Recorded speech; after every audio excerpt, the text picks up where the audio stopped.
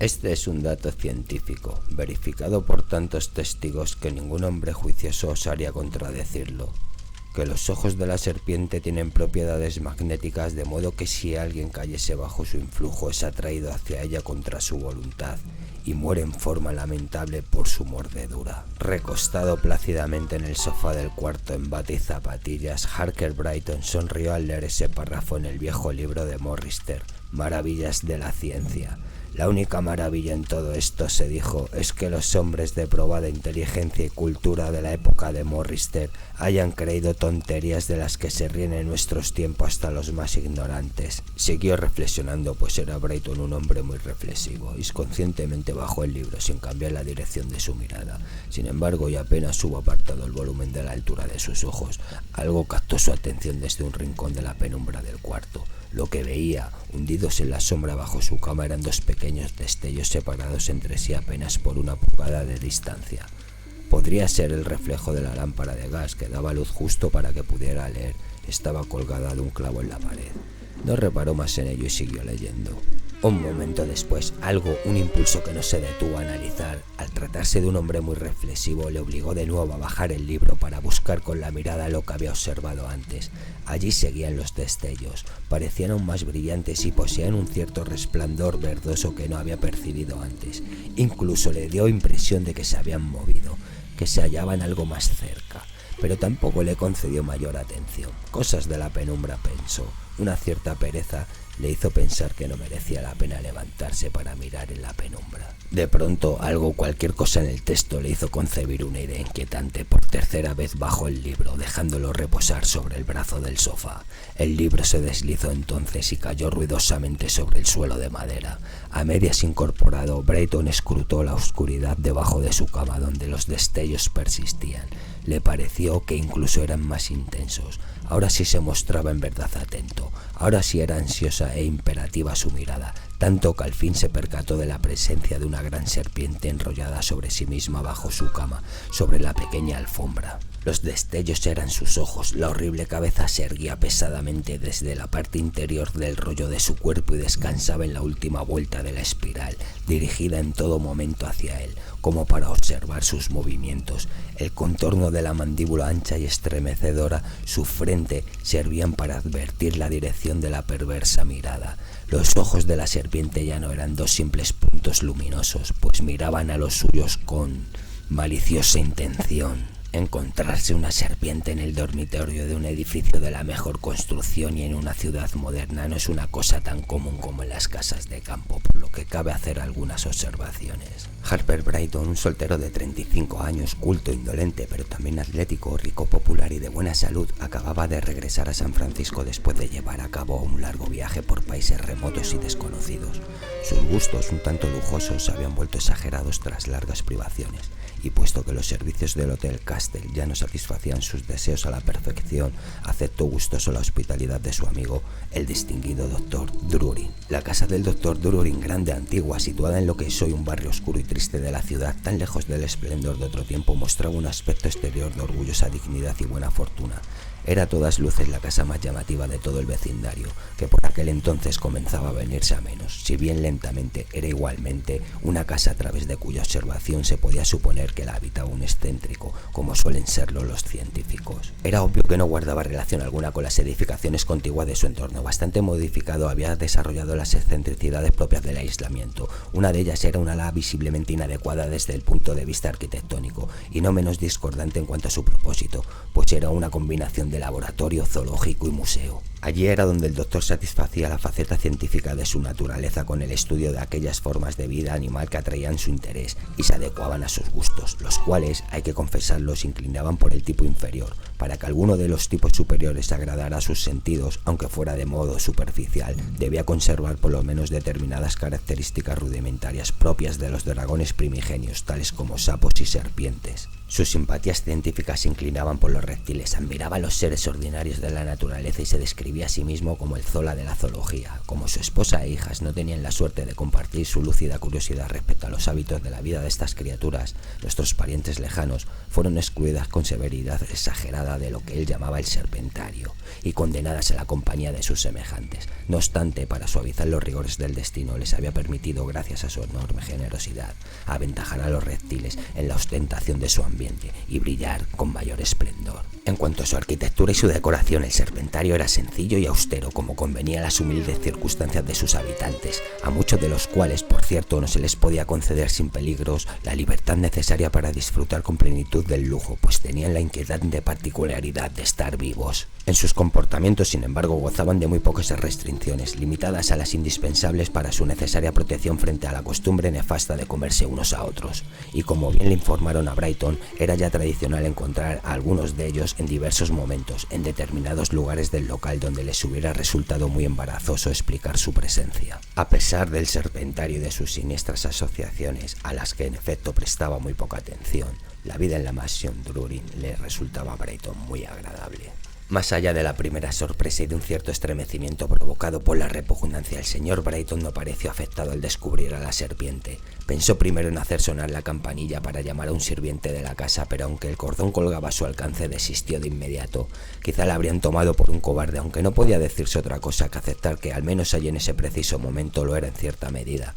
Tenía algo de miedo, pero prefería aguantarse el miedo a hacer el ridículo, una situación tan desagradable como absurda, pero no quería quedar mal ante las damas de la casa tan exquisitas. El reptil pertenecía a una especie desconocida para Brighton.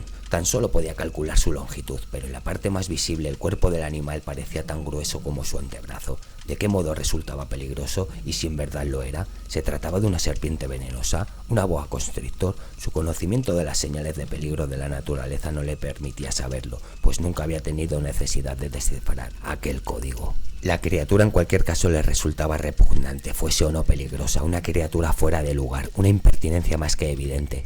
Ni siquiera el bárbaro gusto imperante de nuestro tiempo y en nuestro país, que ha sobrecargado las paredes con cuadros, el piso con muebles y los muebles con adornos, daba lugar a ese trozo de vida salvaje. Además, las exhalaciones de su aliento se mezclaban con el mismo aire que él respiraba. Cuando estos pensamientos adquirieron forma con mayor o menor precisión en la mente de Brighton, se sintió impulsado a tomar cartas en el asunto. Podría denominarse este proceso como reflexión y decisión. Es por eso que somos sabios o imprudentes. Así es como una hoja marchita y arrastrada por los vientos del otoño muestra mayor o menor inteligencia que las demás hojas, cayendo sobre la tierra o sobre las aguas de un lago sin dejarse arrastrar por el viento hasta los vertederos. El secreto de las acciones humanas no es tal, pues se trata de un secreto a voces, un espasmo que contrae nuestro músculo. Tiene alguna importancia que algunos cambios necesarios para ello que hacen instintivamente nuestras moléculas le demos el nombre tan simple de voluntad.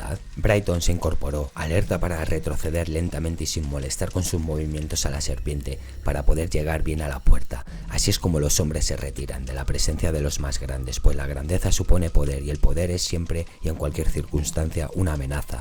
Brighton estaba seguro de que conseguiría retroceder sin tropezarse con nada. Si la criatura monstruosa lo seguía, aquel mal gusto que decoraba las paredes con cuadros había provisto igualmente a la habitación de una más que notable armadura en la que había armas orientales que no podían por menos que evocar actos sanguinarios, lo más necesario en su caso para defenderse, mientras los ojos de la serpiente ardían más perversos y malévolos que antes. Brighton levantó el pie derecho para dar un paso atrás, pero en ese mismo instante sintió una poderosa fuerza que lo frenaba. Dicen que soy valiente, murmuró, y la valentía no será simplemente orgullo. Voy a retirarme solo porque no hay testigos de mi humillación. Se sostenía con la mano derecha apoyada en el respaldo de una silla mientras mantenía el pie suspendido en el aire. Esto es absurdo, dijo en voz alta. No soy tan cobarde como para tener miedo de descubrir a los otros mis temores. Levantó el pie un poco más, doblando ligeramente la rodilla, y lo plantó entonces con decisión en el suelo, algo más atrás, solo un poco más atrás que el otro pie. No pudo saber cómo lo hizo. Un intento con el pie izquierdo tuvo el mismo resultado. Le quedó algo más atrás que el derecho. La mano aferraba el respaldo de la silla con el brazo más extendido ahora. El brazo rígido tiraba de la silla como si no se atreviese a soltar aquel apoyo. La pérfida cabeza de la serpiente se erguía como para contemplar la maniobra. No se había movido, no se había desenrollado aún, pero sus ojos tenían destellos eléctricos como si lanzasen contra él un sinfín de agujas luminosas. El rostro del hombre era de una palidez cenicienta. Volvió a avanzar un paso y otro más, arrastrando en parte la silla, que al soltarla cayó ruidosamente en el suelo. Brighton lanzó un gemido.